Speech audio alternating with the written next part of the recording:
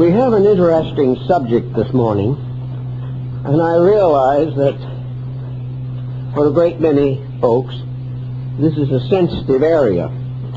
But I think in fairness to all concerned, we must face into some of the phenomena of our times. You will probably remember, some of you at least, that following World War I, there was a tremendous emphasis upon spiritualism. A number of very brilliant leaders of public thought, men of the caliber of Sir Oliver Lodge, Sir Arthur Conan Doyle, Professor Hyslop, became concerned with survival, the continuance of consciousness after death. Obviously, the cause of this tremendous emphasis was the tragedy of the war itself. Millions of young people died in that war. Their parents, their friends, even their children became deeply involved in the hope of the survival of consciousness. This resulted in extensive research in psychic phenomena, and to a measure at least, this research is continuing to the present time. But at the moment, the situation seems to be somewhat different. The average person in this country, at least, has not had the experience of the parents of World War I in Europe. They have a different point of view, and modern psychology, psychic phenomena, appear to be focused in a different direction. And in the last year or two particularly, I have been almost inundated with requests to explain psychic occurrences in the lives of people.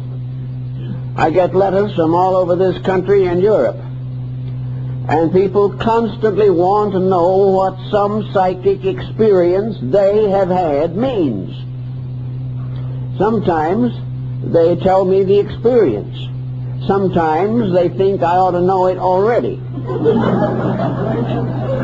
But after having read the description, if they had one, we are all more or less nonplussed.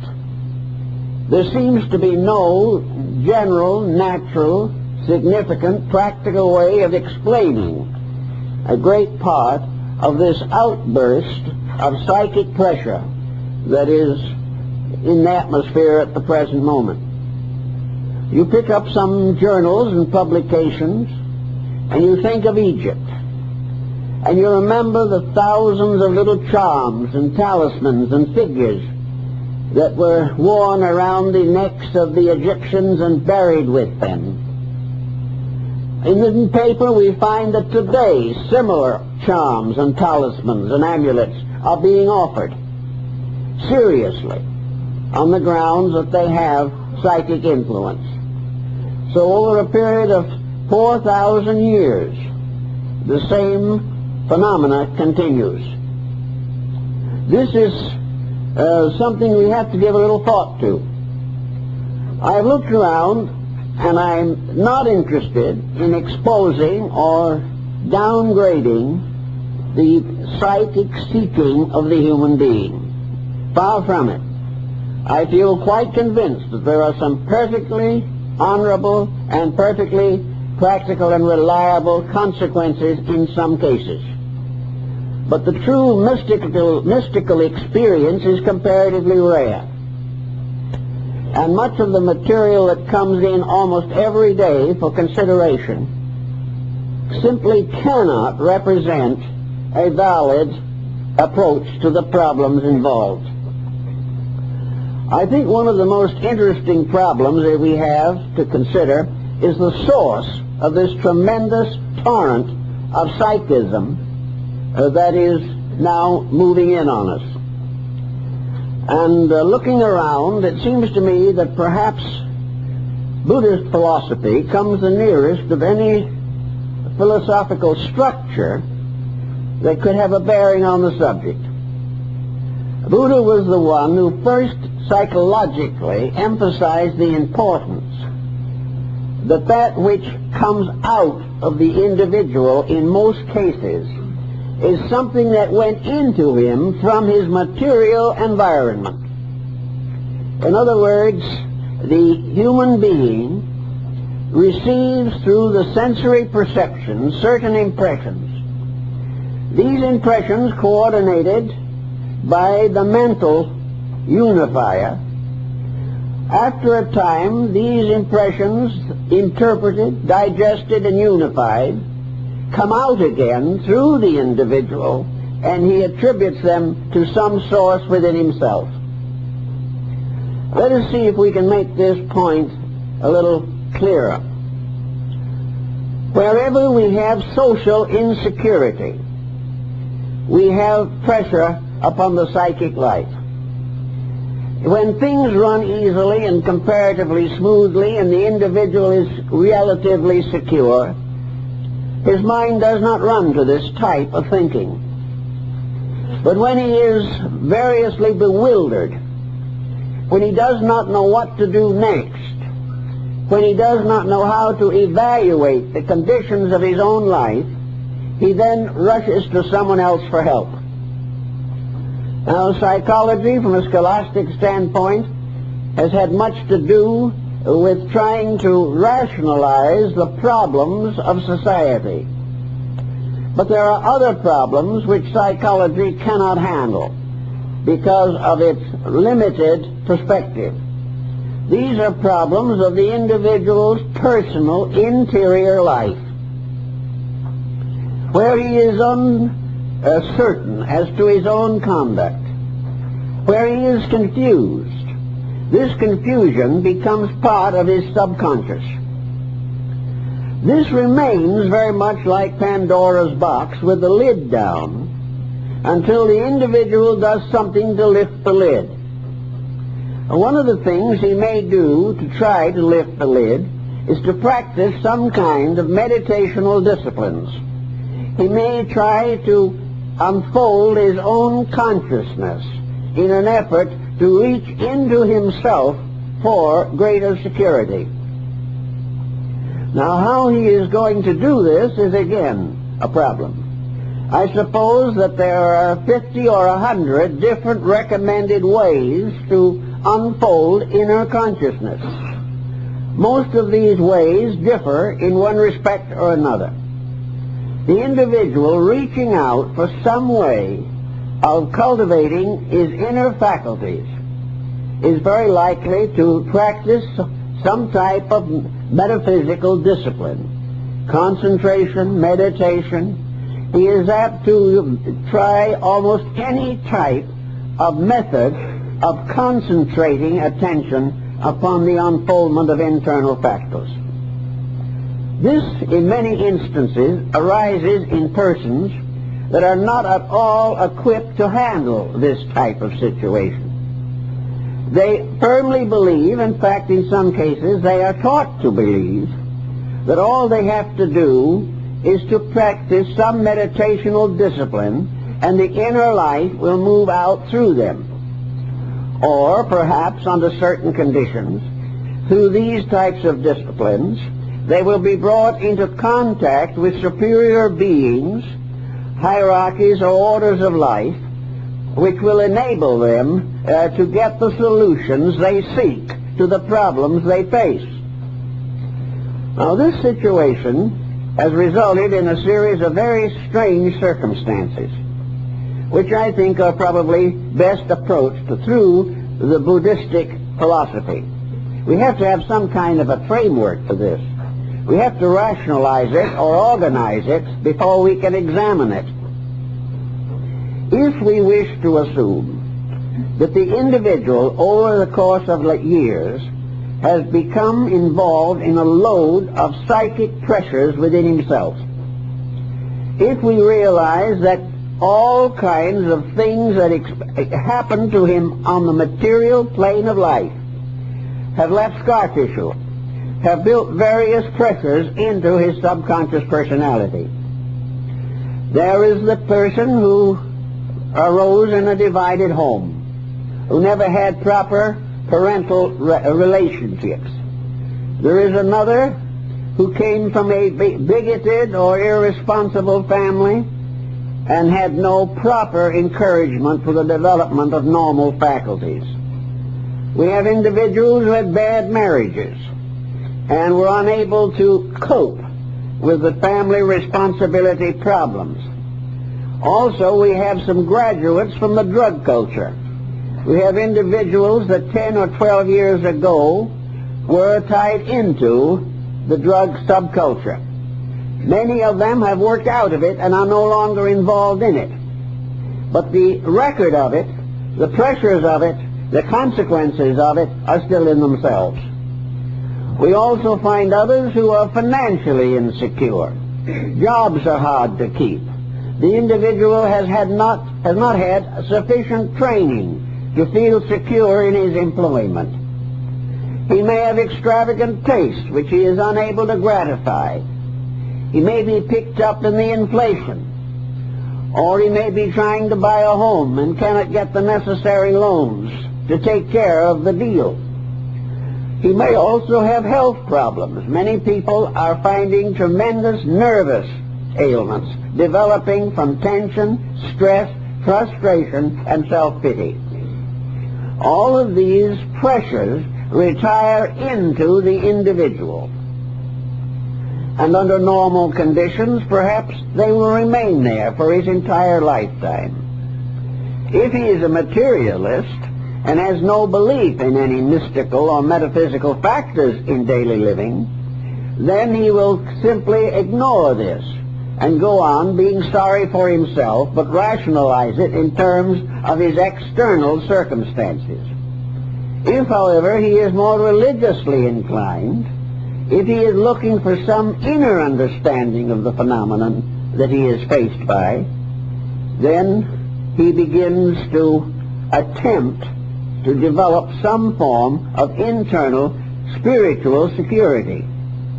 He takes the attitude that he must, from within himself, release values which will take care of him. He is taught this. Many groups are advertising it. Many individuals are working with each other in these problems. The idea being to break through the outer crust of fear and anxiety and find a quiet, serene inner life behind the problems of daily existence. But here is where the Buddhist philosophy steps in. It points out that when you open the door between the objective and the subjective, you open that door into a world with which you have very little experience. You also take a very serious chance that when this door is opened, the flood of your own inner psychic stress is going to pour out into the objective life. Instead of being redeemed and at peace, you are going to be in greater confusion than you were before. This confusion, however, is not always easily rationalized. It is not something in which the actual incidents of your previous physical experiences will be revealed to you. You will not be able to find always or very often that some pressure in your psychic life can be immediately traced to a particular incident in your environment. In many cases, it becomes a kind of vague form of reaction. This reaction most always takes the form of symbolism. And symbolism is a very difficult thing to work with. If the pressures within yourselves come out into manifestation through symbols rather than through incidents, then you have the same type of problem that is involved in dream symbolism. The individual awake can release a dream underworld from within himself, and this presenting itself in all kinds of forms and all types of symbols, emblems, figures, and devices can present a very serious problem. Now, one of the more simple but definite examples of this is the study of dispositional and character attitudes. The average person wants to have a sphere of influence. He wants some sense of importance. He wants to have leadership of some kind in something. He is very desirous of preparing some type of background to become a significant person. Now, this is a situation that can very often become deeply involved in psychic phenomena. The individual, for example, is not content with his job. He feels that he could do something bigger and better, and most people feel this to a measure at least, that they are restricted and limited by circumstances and that their true worth is not appreciated. This can appear in business, in family, in relationships of parents and children. But many persons have a distinct feeling that they should be doing more than they are doing, in the sense of gaining a distinction of some kind. Now, there are two ways of approaching this particular problem. Those who are very practical in their thinking and are not too heavily loaded psychically with pressures decide, well, there's a great future for computerization, therefore I'm going to take a course in it. I'm going to study it. I'm going to find ways of advancing my career. Other people, however, with a little different type of mind and maybe not quite as much true basic ambition, would like to gain this superior relationship with life without any serious effort on their own part. So they philosophize along the idea that they have a right to be anything they want to be without really earning this advancement. They want to get it in some other way. So some try to get it through prayer, others through concentration and meditation, and still others through contact with mystics and psychics who are going to be able to give them some kind of a philosophy of personal superiority. We have this all the time. Most of the people who are having psychic disturbances at the present time have in some way involved themselves in the social problems of the hour and feel that they have been curiously and wonderfully appointed to become one of the great solving factors in human problems, that they are the ones who are going to be the future leaders of a spiritualized world. Well, we have a great many of these folks come along, and I have watched their progress over probably, over half a century now. And I have not yet found any instance in which a psychic promise that an individual is going to have some type of illumination that is meaningful, useful, practical, serviceable. I've never yet seen a case where this was fulfilled. It continues to drift and drag. The individual very often gives up that which is reasonable and practical in a strange search for that which can never and has never been earned or properly deserved. I believe in the law of cause and effect. The individual who wishes to become a powerful, constructive factor in society has to cause this through the development and improvement of his own nature. It cannot be conferred upon him by some mysterious force or power which he does not even understand. He is not going to get answers that are important to questions which he does not understand. We have so many times people come and say, I have these symbolisms, I feel that they are very important, but what do they mean? It is almost impossible to answer this question, for the reason that these symbols go back into the life of a person. These symbols do not descend from some level of cosmic alphabet. They come from the life of that person. They are bound directly to the background of perhaps a half-century of individual living, with its reverses, with its frustrations, and with its insecurities. Now we are having a very serious situation developing in the world, and that situation deals with the actual future of humanity under the pressure of a nuclear armament. the problem of the future of humanity is to most people very serious and very disturbing. So in this particular instance, this type of thing, there is a desperate searching for some kind of assurance, some type of reality, or at least some way by which this present trend can be averted. Those who are unable to feel any particular solutional power or do not know what actually must be done have a great desire to try to understand themselves better. They want to know what happens to the human being if the worst happens in the material world. What is going to happen to a person here who suddenly is cast into another dimension of existence by nuclear warfare? Where is he going? Is he going to survive? Does he exist? What is the future of the individual who is faced with some form of physical annihilation? This question, of course, has been asked not only from the standpoint of war, but from the standpoint of daily existence. Everyone who comes into this world is faced with the problem of leaving it. And to leave the world is a serious issue if the person is lacking in internal strength. If he is lacking in philosophic understanding, if he is lacking in religious faith, if he is lacking in deep integrities concerning the divine plan of things, if all these are immaturely developed within himself, he is in a panic. He does not know what to do. He does not know how to face into problems. Therefore, his first thought would be to try to demonstrate survival after death. And what the nature of this survival is takes him into the field of psychic phenomena.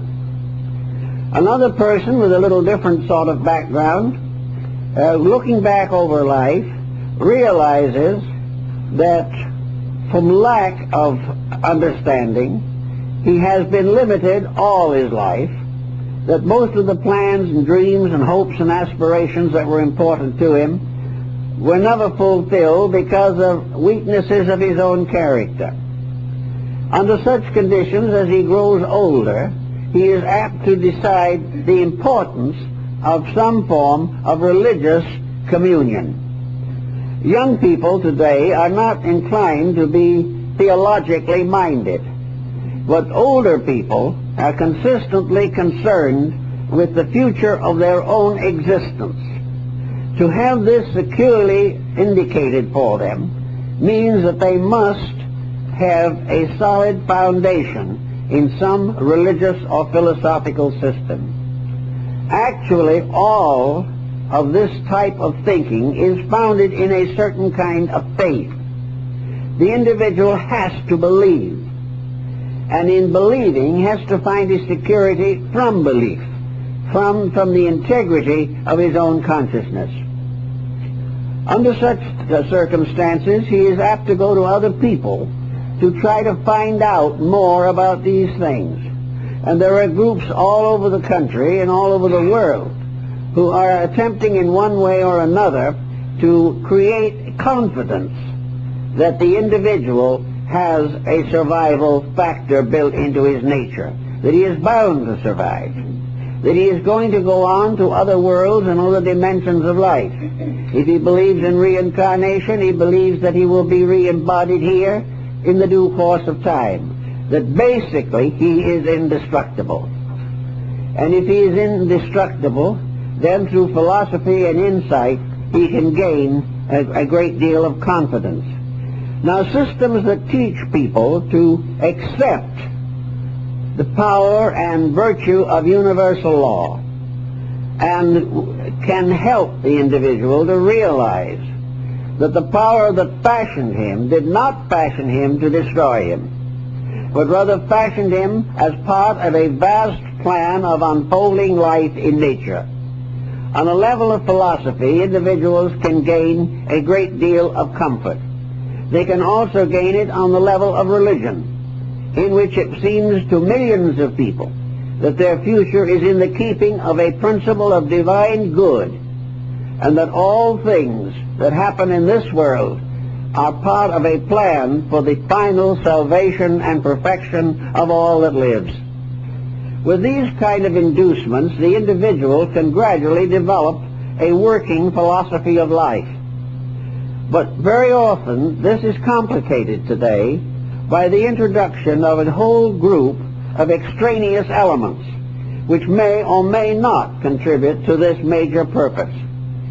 There are a great many people who honestly believe, apparently, that while there is a divine plan, it is possible for the individual to change that plan without actually improving himself.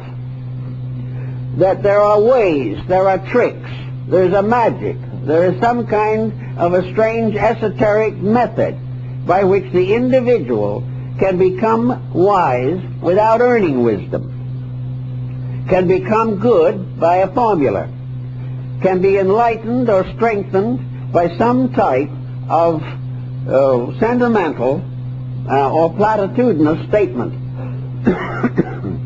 This actually works against the person, because he goes on with these statements, he applies them to every aspect of his life, and in the end he is in the same condition as everyone else. These things do not change the course of his actual career. The only way that the person can get out of a weakness is to become strong. And there's no way to become strong except to earn it. The individual who wishes to be better than he is must live better than he does now. And there is no possibility of some kind of a magical intercession by which he can keep his vices and perfect his virtues at the same time. He simply cannot do it.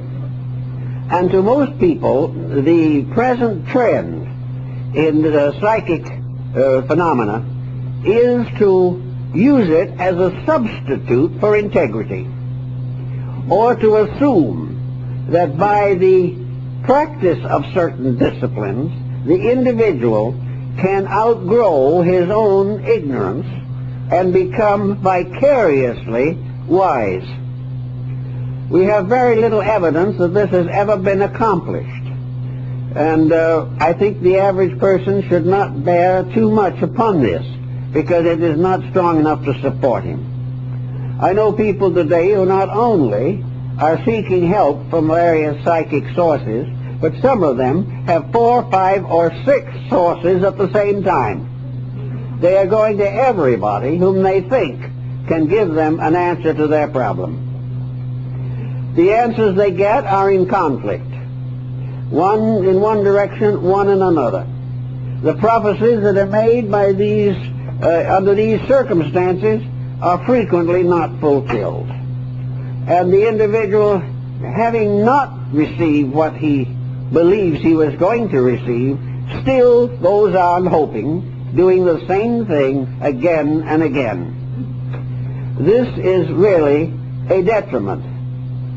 A sincere desire, even though there may be certain weaknesses or mistakes in it, has much to recommend it.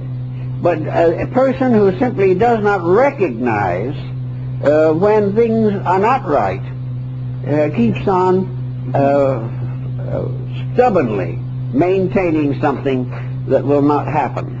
This type of thing is difficult and not good for the average person. Now, all kinds of various specialties have developed in this field. Some of them go way back, thousands of years. Others are more recent in their ingenuities. But all of them seemingly have approximately the same basic elements. Man has always hoped for the miracle. He has always had believed in a kind of magic. And it is very possible to convince him that by some mysterious means he can gain mastery over other people, dominate the community in which he lives, and perhaps most of all, accumulate wealth without earning it. These are very charming and fascinating possibilities. But unfortunately, In most instances, they do not work out. Books are published now every day on points and with emphasis upon sheer materialism. Not long ago, in fact quite recently, there's a book been published on the legal aspects of cults and religions.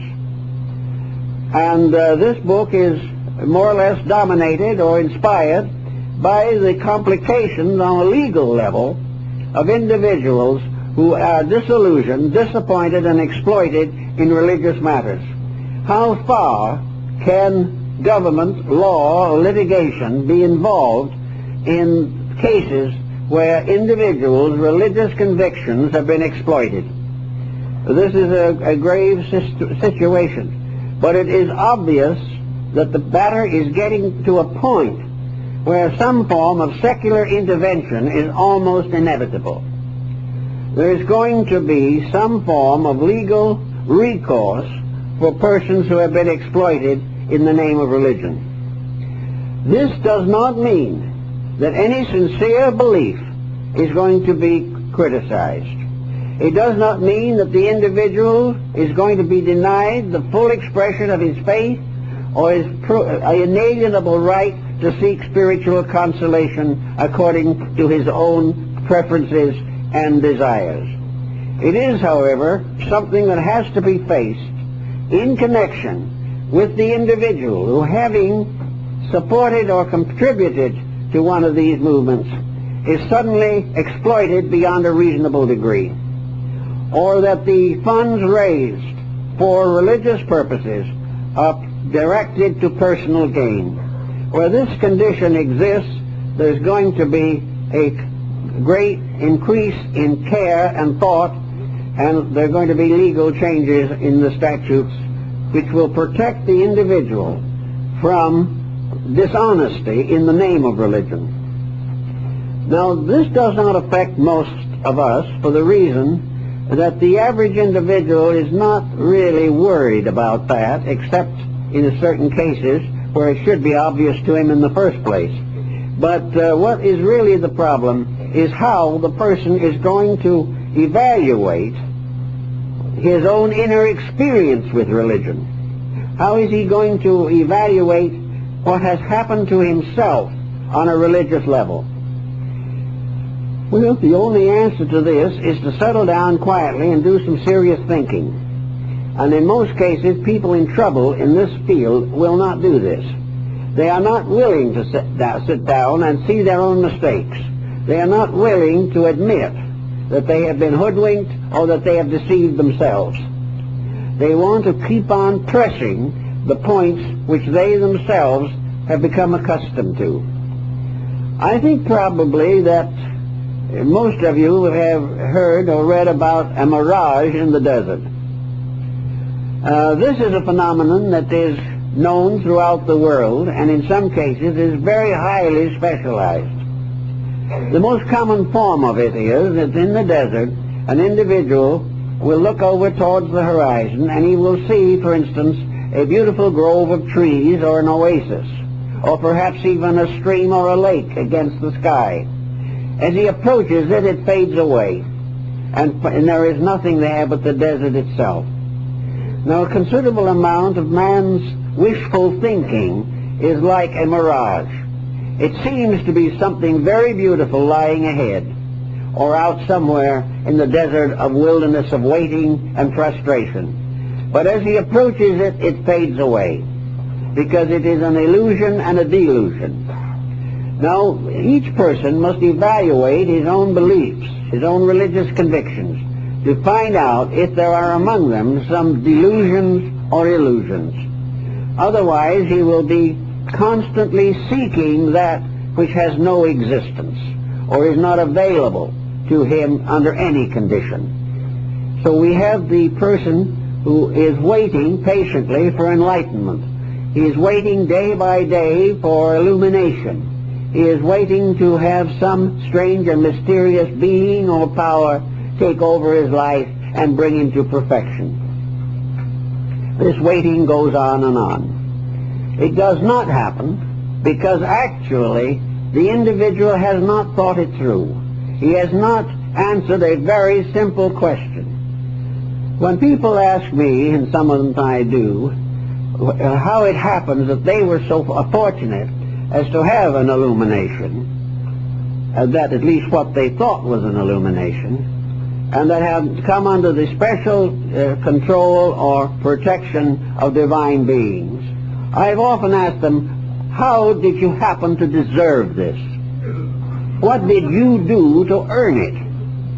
Why were you picked out of 1,000,000 people to receive the deeper and inner instruction? And I've never had an answer that made sense. Most of them admitted they had no idea, that they didn't understand it themselves. They didn't know why they'd been chosen out of millions of people. So the next question is for those people who think it has happened to them to measure themselves and see what they might have inside that would have justified it. What had they done? What kind of lives had they lived? Did they rise above the commonplace in conduct? Were they especially honest? Were they dedicated? Were they good parents? Were they faithful marriage partners? Would they always do the thing as nobly and honorably as possible? Were they satisfied with a quiet life and moderate existence? What had they done that out of many they should be chosen? And they didn't know. And after looking them over carefully, it became evident that there was nothing visible to indicate their selection. They had no abilities. They had no understanding that was available to them.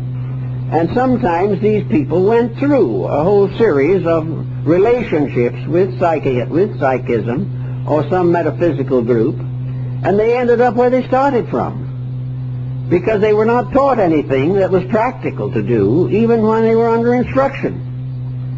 It was simply a case of wishful thinking, of a great desire which was not backed by anything. So wherever you start thinking about meditation or concentration or Zen or some discipline to unfold inner consciousness, the question must always be considered as to how qualified the person is to receive such enlightenment.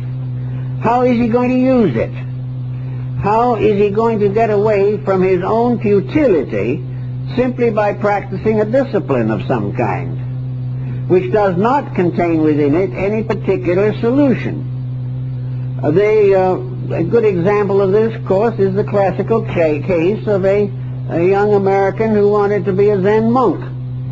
He went to the Orient, he studied there, and he sat very quietly in the corner and was ignored year after year. He was not picked up as a wonderful prime candidate and given all kinds of attention. And he remained quietly in the shadow of the temple for 10 years before one of the masters of the temple came and began to give him a little instruction. He had to prove himself. He had to prove that nothing could turn him away. He had to prove that there were no personal ambitions in himself. He had to prove that he was not out to be rich or powerful or dominate other people. He had to simply dedicate himself in a simple, direct way to whatever the rules were of the group to which he belonged. He wisely chose a group that had a wonderful background and was highly respected and revered for nearly 1,000 years. He was therefore reasonably certain that he was on the right track.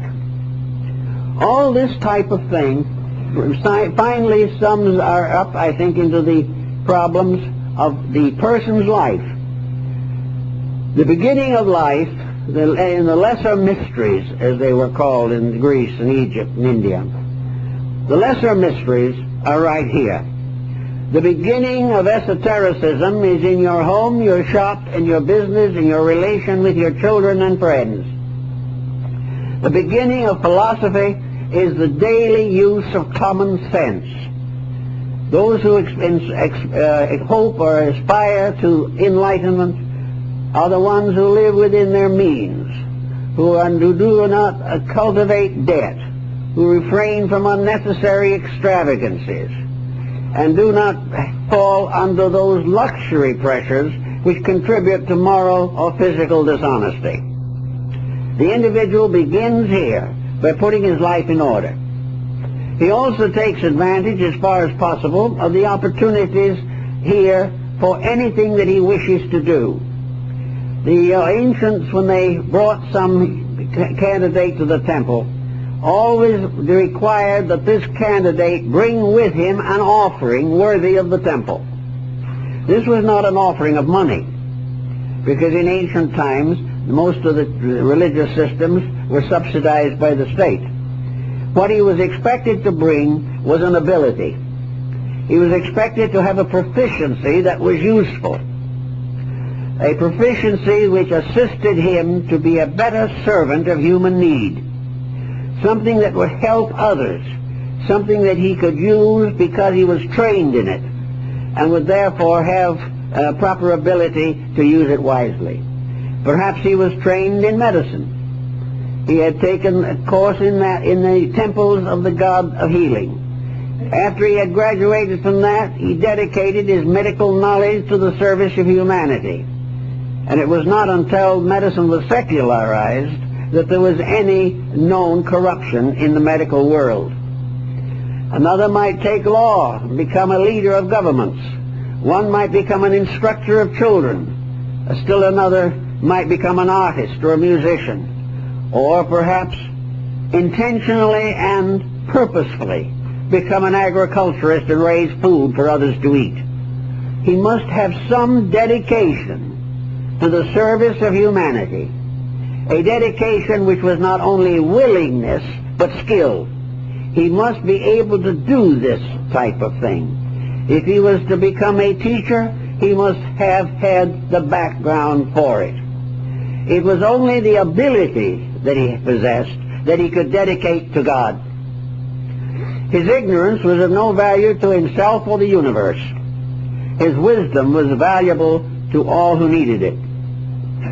So the problem was to start here.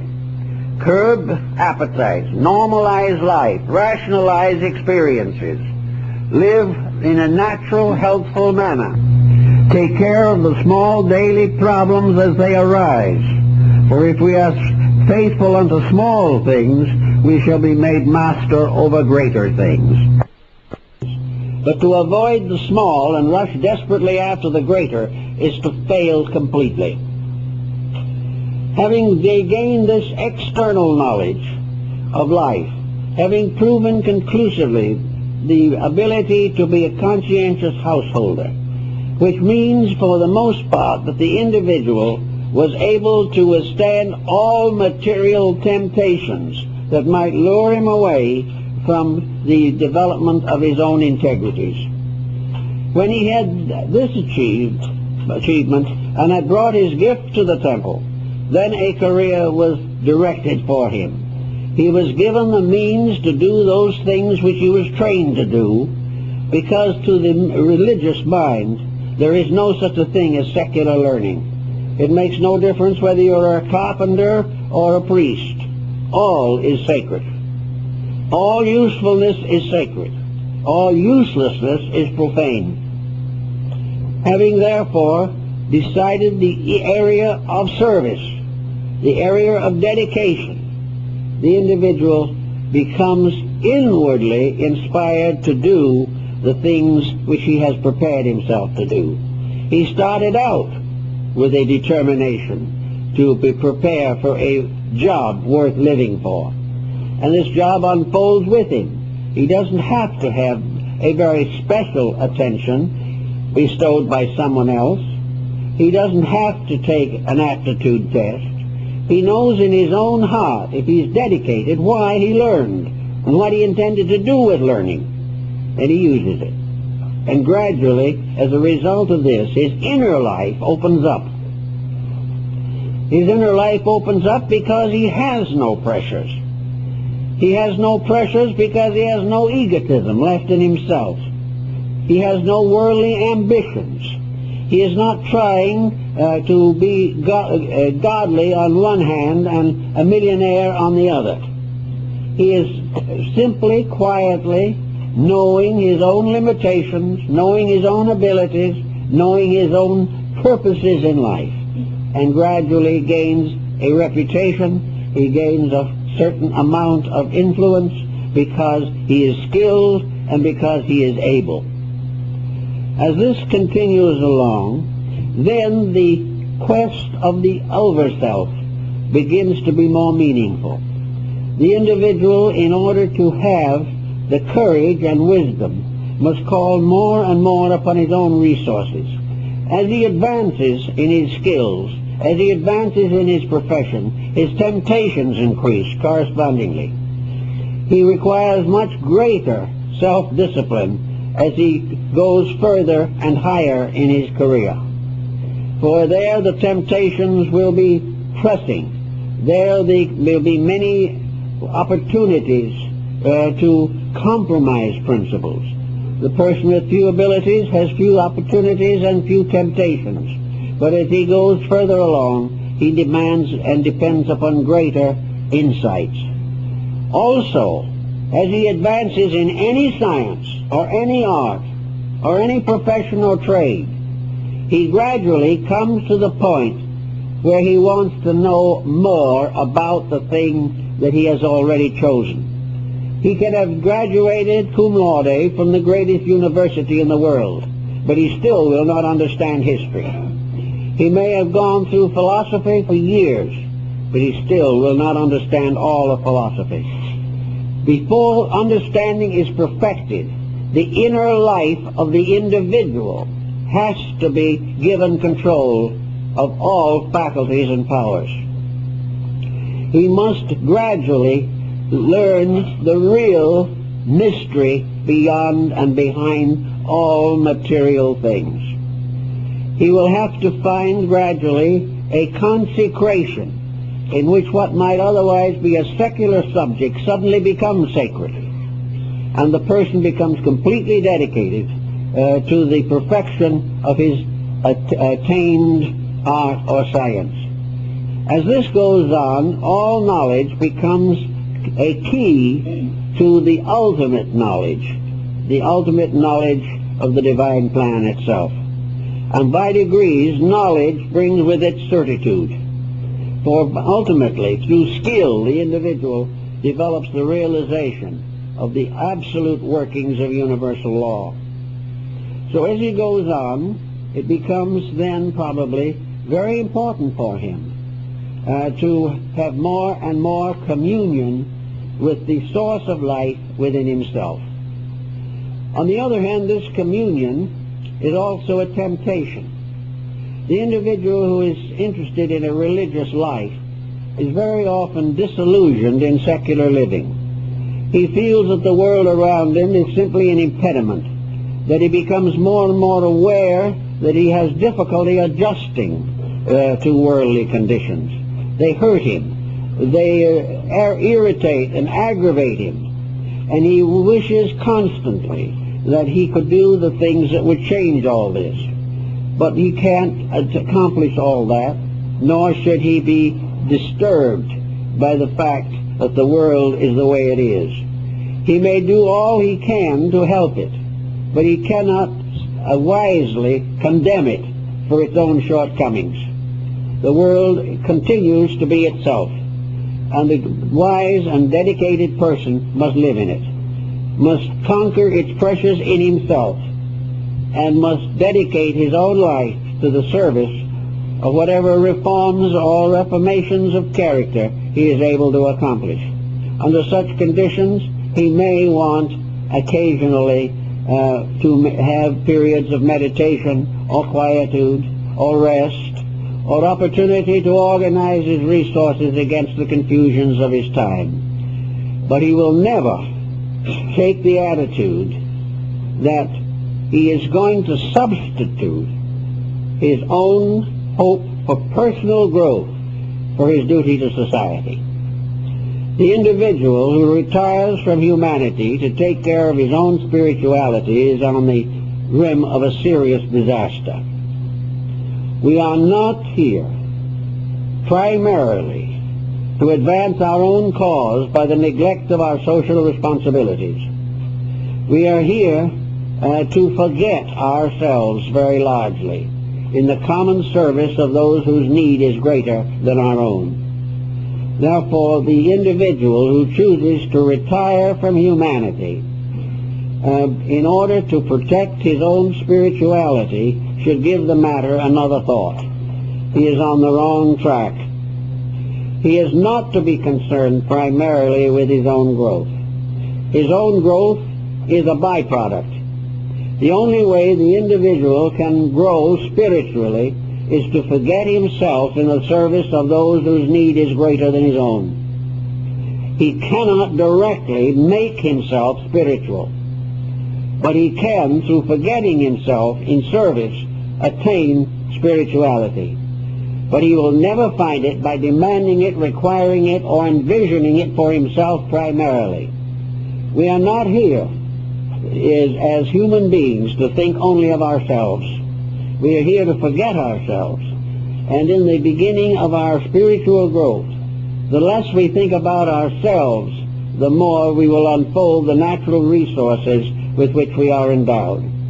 Thus, when we come face to face with literature in these fields, where we find offer after offer telling us how we can become spiritual, how we can become rich, how we can gain influence over others, these statements in themselves should tell that we're on the wrong track, because no individual has ever found his way to heaven by taking care of himself. He has found it by dedicating his life to the service of that power which alone can command. And that power is the power to serve those around him. And from small services he can increase to greater services. But always his mind is upon one thing, the greater good to the greater number. Otherwise he is going to fall into some form of psychic malpractice very, very quickly. Having finally come to the conclusion that most of his efforts have been comparatively wasted, it is necessary for him to also give a certain amount of discriminational thinking to any group of people with whom he wishes to have intimate association. If he wants to join some movement, he has a perfect right to do so. But for his own good, he must estimate as far as he possibly can the integrities of any groups with which he may become involved or desire to be. He should be very careful not to permit himself to be lured into some association on the basis that it is going to advance his own personal interest. It is not fair and not right for the person to develop extrasensory perceptions in order that he may deceive his neighbors. Nor should he gain a clairvoyant ability so he can find out how to foreclose a mortgage on the widows and the fatherless. These things are black magic in every sense of the word. The use of spiritual power to defraud or to debase or to injure or to damage anyone else is something that no sincere person would contemplate even for a moment. And yet, without realizing it, we can be lured into these things by very elaborate propaganda, by all kinds of promises, and in some cases a few threats. But avoid all of this type of thing. Otherwise you will be in trouble all the time. Now, there are a great many people who are going to do wonderful things in this world without the development of extrasensory faculties. The possibility of having growth without some form of psychic experience is very real and very important. Some persons will have extrasensory perceptions, and some have almost been born with the potential to this. Under such conditions, their problem is to control and direct these faculties, to serve them, to serve the public good, to serve others in need, to advance religious purposes and causes, or to add to the security of those around them. But it is not necessary to have this type of experience. Some of the greatest saints and mystics of all times have never had visions. They have never had any metaphysical experience. They have had a simple religious dedication. They have simply built their lives around the New Testament, or the Old Testament, or the Sermon on the Mount. They have gone along day by day, serving gently and quietly in the cause of principles. These people have had a constant unfoldment which is not necessarily accompanied by miraculous happenings. They have gained insights, they have become wiser and wiser, but they have not seen things or had symbols that they couldn't understand. They have rather simply grown up in wisdom and in charity and faced the future with a good hope. Now the symbol problem gets to be very complicated, and in the course of time we get symbolic documents almost without end. These symbols people see, they think they believe them, they have a feeling that those things have happened. Whether they are visions or dreams or extrasensory experiences, they do not know, but they expect someone else to describe, interpret, and explain these symbols. Actually, in most cases, there is no way in which this is possible. The nearest possible way would be to go into analytical psychology and have these symbols explained in terms of Jungian analysis or something of that nature. But this is a long and difficult problem and requires a great deal of time and thought and effort, and today considerable expense. These symbols are personal. They mean something to the person who receives them. And these symbols are their own psychic pressures geometrized. They are pictures of their own pressures and their own attitudes. You remember, of course, Aesop's fables. Well, the fables were symbols of human behavior. Fontain's fables the same way. The emblem writers and symbolists of the 17th and 18th centuries in Europe dramatized attitudes by means of pictures. They created symbols to represent the attitudes, the virtues, the vices, the practices, the beliefs, the opinions, and the fallacies of human nature. Every symbol, therefore, that is experienced in a dreamlike relationship with life is some expression of the pressure in ourselves. These pressures do not come back always as literal recapitulations of things that happened. They come back as diagrams. They come back as symbolic figures telling something about happenings within ourselves. Some of these figures could be musical notes. Sound can carry the message. Words can carry it. Thoughts, scenes, landscapes, persons, animals, geometrical figures, stars, auras, magnetic fields, all these things come through into consciousness, usually in a semi-dream state. They come through sometimes because the individual has conditioned themselves to get them. In other words, they may come through in concentration, in meditation, and in various forms of self-discipline.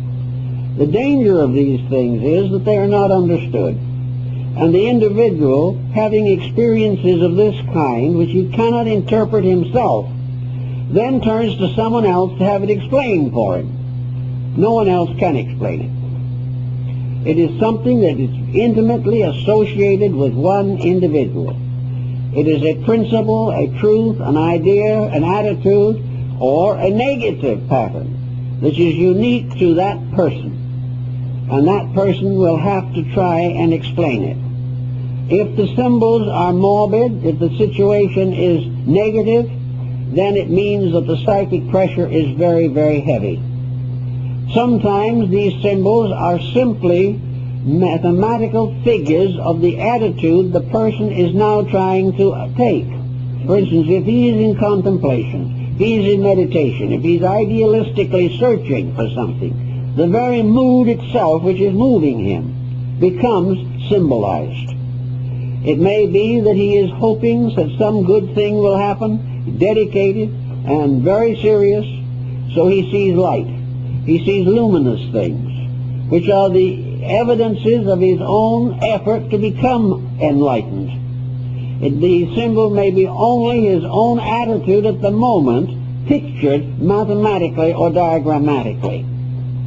Or it may be an accumulation of pressures within himself. But whatever it is, it means what it means to him. And the constant effort to have it explained is more or less useless. However, he will get all kinds of explanations if he approaches different people. Each may try to tell him what they think it means. But when they tell him what they think it means, what they are really telling is what it would mean to them if it had occurred to them. In other words, the symbol would be interpreted in terms of the person who is interpreting it, not in the person to whom it first appeared. Therefore, in religious symbolism, much of it is derived from Scripture. Much of it is taken from religious and philosophical art and sources. But always the symbolism is determined by what it means to the person who sees it at that moment or under those conditions. And one thing you can say, if the symbols are attractive and beautiful and pleasant, then the individual has achieved a certain harmony within himself. But he even has to be careful of this, because the primary purpose of all of this discipline is not simply physical or mental pleasure. It has to have to do with great and deep realities.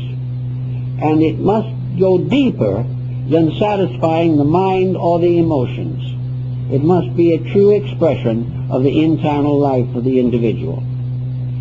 So we go through all of these problems, and we find everywhere today a tremendous increase of pressureful symbolism. We find every day practically some new prediction appears in the press, some new threat usually. Most predictions today are negative, largely because the person doing the predicting feels negative themselves. If the person is afraid and he has a mystical experience or thinks it's that, it may be simply a fear experience. If the person is frustrated, it may be a frustrate experience. If it involves society, it may be revengeful, or it may be an effort to stand against the prevailing policy. But in every instance that we know of in recent times, the trend has been to represent the whole subtle subconscious of the human race as under tremendous anxiety, under great stress and fear. Therefore, a prophecy of doom, an effort to date a disaster, is very often wishful thinking. And time again, the disaster does not occur as dated, because the dating ties into something within the consciousness of the person and has been expanded to cover all society. Actually, the answer lies in the gradual correction of these ills by which the individual is personally under pressure and stress. Actually, however, if you think for a moment, you will realize that about the only way in which the present condition can be finally solved is for it to become unendurable. As long as there is an opportunity for the individual to do as he pleases, when he doesn't please to do the right thing, and get away with it, there will be no change in the social pattern. We will only have correction when it becomes obvious that there is no other answer. We will continue to exploit each other. We will continue to dramatize our own attitudes and commercialize our own theologies as long as this is possible, as long as it is within our capacity to endure the consequences of our own misdeeds. Therefore, the quicker things come to a head, the better off we will all be. I remember a man who I talked to back in 29 when we had the big crash on the stock market. He lost everything he had one day. He was wiped out completely. He had been margining, as so many had, and it caught him, and he was through. A few hours before, he'd been a wealthy man. Now he was a bankrupt. I talked with him, and I said, "What did you do when you found out you just lost everything you had?" Well, he said, "You'd be surprised what I did. I went home and went to bed, and I slept for the first time in 6 months." Now, society is going to be faced with this kind of situation. It is only when something happens and we no longer can escape the consequences of our own mistakes that we can go home and have a good night's sleep. It's only possible to solve these problems by changing our own ways of life. And it's the same with the person who has a bad home life, who has children that are wayward, and consequently is loaded with psychic pressures and extroverts them through strange dreams and symbols.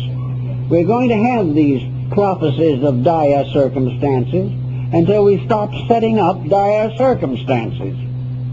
We're going to fear for what we have as long as we are so tied to possession that the loss of it becomes the major tragedy in life.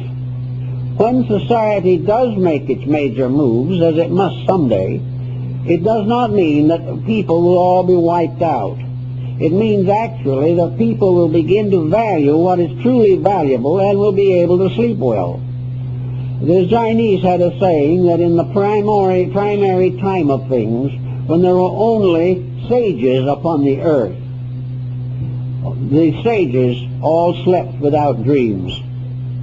And this is to a certain degree our problem. It is the pressure in ourselves that is not only luring us into difficulties, but also luring us into finding false panaceas, trying to find ways to get out of our troubles without changing ourselves. And there are always a certain number of persons willing to exploit this need. But when it's all said and done, they may make a quick profit, but the person who is over-influenced by them is still in the same difficulties. So I think it's very important in connection with all types of this kind of situation for the person to remain rather quiet and make certain rules and plans which he can follow. If you are interested in an organization of some nature or a group, do not allow yourself to be lured in on the ground of what it's going to do for you. Rather take the attitude that if you become associated with that organization, that you can do something constructive for them. Do not join to get, join to give. In a philosophy of life, do not center yourself upon a teaching of how you can be superior to other people. I'll rather take the attitude of trying to gain a knowledge which will enable you to help other people to be superior to what they are now. If you are interested in health, or if you're interested in harmony of home life and so on, learn or understand the principles behind these things. If you expect a more happy home, do the things to make it. Do not depend upon some trick. If you happen to have relatives that belong to different religions, this sometimes is a terrible situation. It can be very difficult, but the only answer to it for each person involved is to realize that we all have the right to follow the ideals that are closest to us. We have a right to have the religions in which we were born if we want them. No one should accuse us of being better or worse because of a religion. We should all do what the American Indian did, observe the person, and if his conduct was good, his religion is right. Don't go any further. Never question the right of individual to his faith, but look for those who live what they believe. They are the sincere ones. You are inclined, maybe, to the same problem. You may be trying to save somebody from the error of his religions. Don't do it. Help him to understand his own, and hope that he will help you to understand your own. But if you do help him to understand his, you're liable to find out a lot about your own. All these things work right back to practical common sense, and not to some strange beliefs. And do not fall back into the witchcraft of the Middle Ages. Do not try to change people in spite of themselves or without their knowledge. Do not follow all of these strange systems that are now gaining vogue, and some of which are already in tragic difficulties. Be very slow to affiliate unless you are able to examine carefully, study thoroughly, and understand fully what is involved. A very important thing is to find out a source of beliefs. If you have a belief that is interesting to you, and it depends upon a revelation of some kind, it is your right and privilege to thoroughly understand that revelation. You have a right to know where any teaching originated. And if an organization refuses to tell you, then be careful. And if it comes from some source that nobody can explore, be still more careful. Because there's, under those conditions, there is nothing that you can depend on except the validity of the revelation itself. And if this revelation is unselfish, helps you to grow to be a better person, promises you nothing but hard work, and very little opportunity to get into trouble. If it is a dedication to the public good, you can give it another thought. But if it's something that is supposed to make you better than somebody else who hasn't got the entitlement to this revelation, be very careful.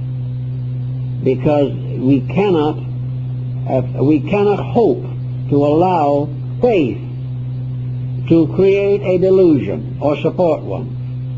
We have no need to believe what is incomprehensible to us. We have no right to believe without question that which is concealed from us by other people. And in doubt, stay yourself. Be yourself. Try to grow according to your own light. Serve, study for yourself. Base your philosophy upon those teachings that have stood the test of ages. Recognize that in this universe, we're going to be here for a while, then we're not going to be here, and then we may be here again. If there's any part of the invisible world that we ought to know about, we'll be there to see it one of these days. And we'll also come back with a better insight as to what to do. Do not permit other people to over-influence you away from a natural, normal, Christian understanding of life, a simple, honorable integrity. Anything that takes you away from this is liable to get into trouble.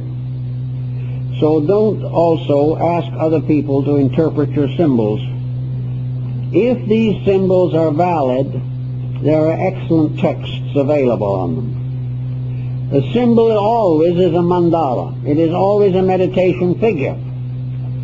If a symbol is presented to you under mystical conditions of some nature, it is your privilege to find in yourself the key to that symbol. It is given you for your own growth.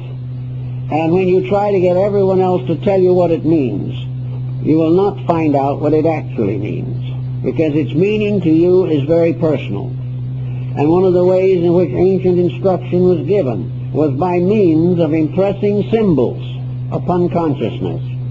Symbols that tell you all the things you need to know. if you will quietly accept them. But when you get a symbol that is interesting, don't feel that it is something very, very wonderful and cosmically meaningful. Say, what does it mean to me now, here, and with the problems I now face? Well, is it a symbol of hope? Is it a symbol of faith? Is it a symbol of charity? Is it a symbol of discipline? All of these things you have to consider. Many symbols, especially light symbols, are encouragements, telling you that something is being accomplished. Something is being changed for the better within yourself. But do not under any conditions get all upset over the symbol and figure that perhaps you are on the very verge of cosmic consciousness.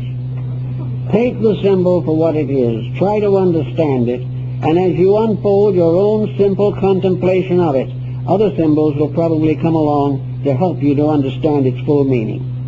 Be very moderate in your aspirations. Be gentle and kind. And try to use the faculties of the inner life for the good of your community and your world. Also, never permit your interest in the greater things to cause you to overlook the simple daily responsibilities of life. Somewhere for each of us the self must die. And until the self can die, the divine cannot be clearly manifested through our natures. We are not going to be ourselves as persons with divine powers. We are going to gradually relax those divine powers into our natures. We will cease to be aggressive persons. We will be pens in the hand of a ready writer. We will be the instruments of a divine purpose, and our end is not our fulfillment of our own purposes, but our gradually acceptance and living of the divine purpose for all living things. In those days, there will be great changes in this world, but they'll all be good changes. In the meantime, do not allow yourself to use religion to gratify selfishness, gratify personal ambitions, or gratify a sensational desire for some kind of a mystery. Use what you understand and what you believe for the good of all concerned. Be very quiet, be very gentle, and be slow to assume anything that you do not understand. Take it easy, and in the course of time, you will be rewarded. You will be rewarded, but remember the words of St. Paul, try the spirits. Test them. When anything is done along mystical lines that is supposed to have certain outcomes, see whether it does or not. See if promises are fulfilled. See if what you were told would happen will happen. If it doesn't happen, then you have a perfect right to withdraw your confidence. Always test the spirits, test the messages, and where you find they are inaccurate or do not fulfill themselves, recognize this immediately, and gathering yourself up, depart from that particular illusion. Try to keep the mind practical, honest, straight, and do not allow mysticism to confuse you. It should not confuse, it should clarify. It should help you to have the faith in things unseen, but it does not justify your accepting exploitation or mysteries that are incomprehensible to you. Faith is basically the belief that there is a divine power in life. That which we earn will come to us. That which we deserve will be ours.